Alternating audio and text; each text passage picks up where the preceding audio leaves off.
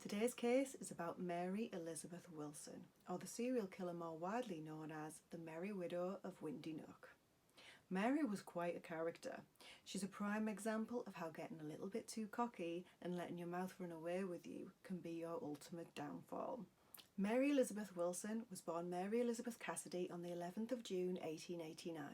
She was born in a mining village called Catchgate in County Durham, which is in the northeast of England, which is where I'm from, so I couldn't resist this case.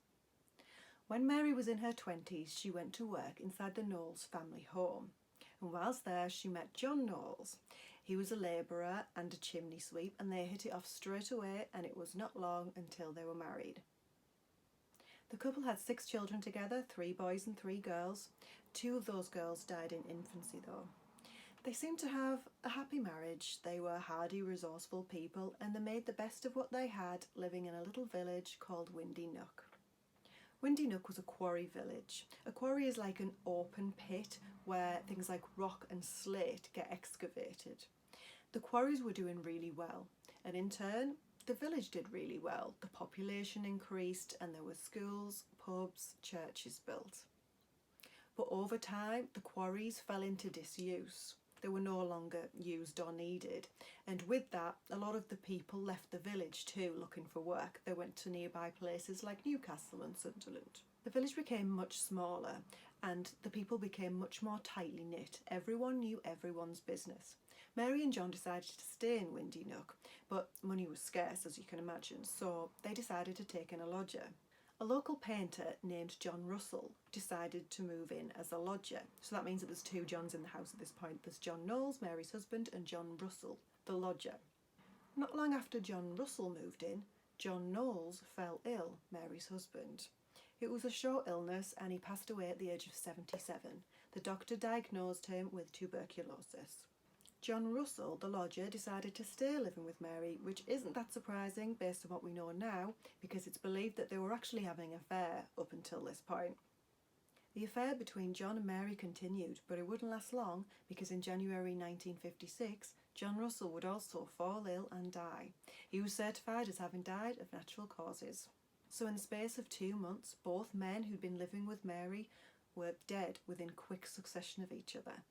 But it wasn't all bad for Mary. She was left £42 from the 2 deaths, which, after Googling, is about £1,500 in today's money. So Mary was left in a pretty good financial position, for a while at least. Time passed and Mary remained living in Windy Nook. In May 1956, she went to visit her friend, Mrs. Connolly. Mrs. Connolly was a local cafe owner, and she was telling Mary about her new lodger, Oliver Leonard, who was a retired estate agent. Oliver had been living in hostels for the elderly since he'd been recently widowed, and he'd met Mrs. Connolly through the cafe.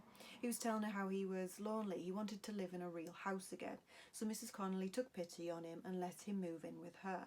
When hearing about Oliver Leonard, Mary asked her friend Mrs. Connolly, "Does that old so-and-so have any money?" Mrs. Connolly had just been given £60 by Oliver for a deposit on the rent, and so she replied, "Yeah, he does." After that, Mary befriended Oliver, and it wasn't long before Oliver was moving out of Mrs. Connolly's house and into Mary's house. Mrs. Connolly saw Mary not long after Oliver had moved in, and she asked how it was going, and Mary said, "Get that old man out of my house. He won't sign any money over to me unless I marry him." Well, surprisingly, in September of that year, her and Oliver were married in a local registry office. 2 days after they were married, Mary rang the local insurance agent who had him come over. She explained to him how she'd already got her name put in Oliver's will since they were married, and she was also looking to get some life insurance put on him. 2 days after they were married. Unfortunately for Mary, the insurance agent told her that it wasn't possible to arrange insurance for him because at 75, Oliver was too old. Just 2 weeks into their marriage, Oliver starts experiencing breathlessness.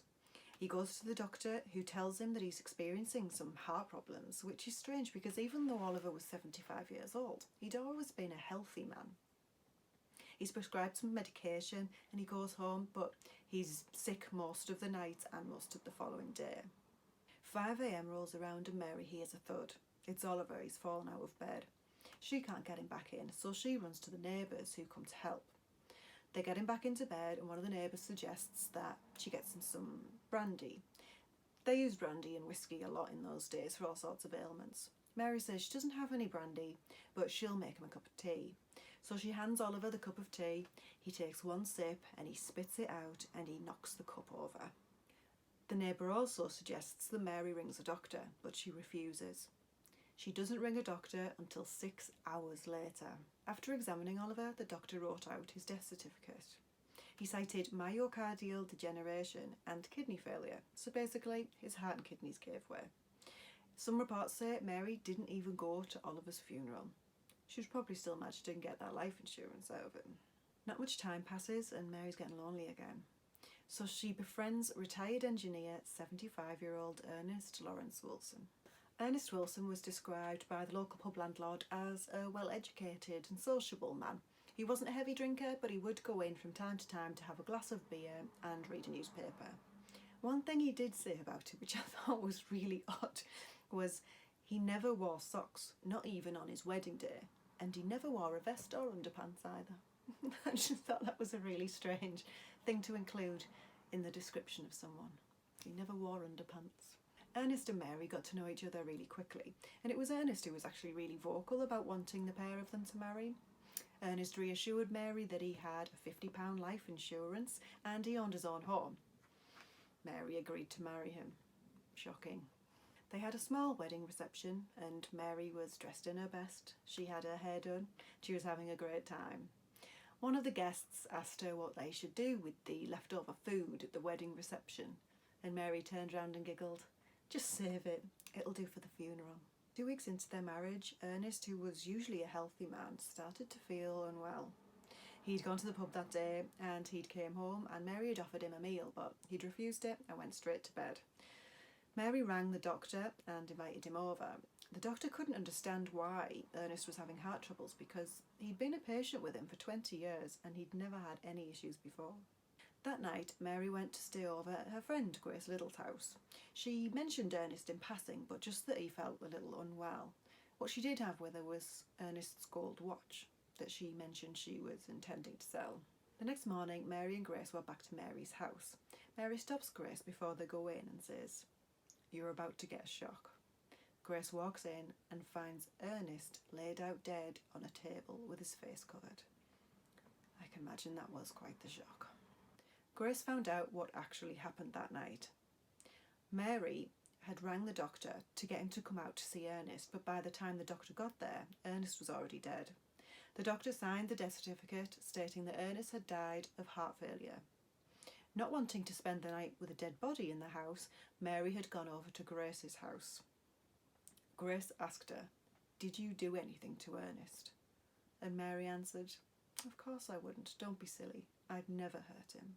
Now Ernest was dead, Mary wasted no time. She immediately claimed on his life insurance and she cleaned his bank account out of £100.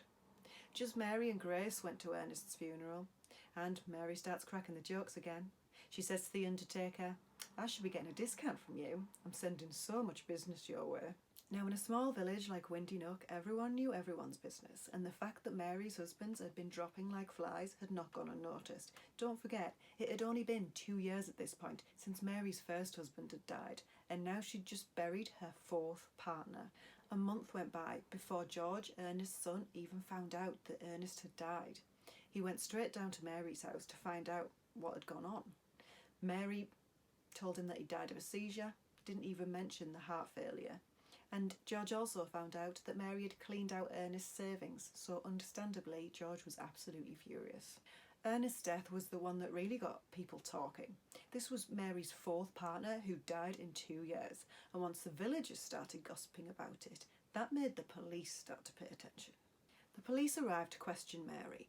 She's not saying anything though, and they know they've got no evidence, so they have to start building a case.